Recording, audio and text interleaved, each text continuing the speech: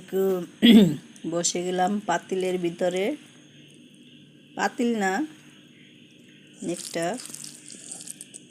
নতুন কড়াই নিচ্ছি তো তার জন্য ওটা ভিতরে খাইতে বসলাম। কি সুন্দর দেখেন, গাছের লেবু, মজা হয়েছে। ধুন্দুল দিয়ে মাছ দিয়ে রান্না করছি,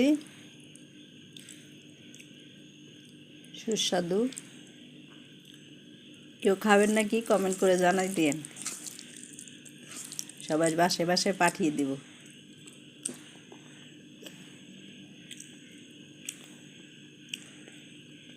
দেখেন কত মজা করে খাই। রাইতে ভাত খাওয়া নিষেধ, তাও খাই। কি করব, ভাত ছাড়া মজা লাগে না। লেবু সিল্কা খাই।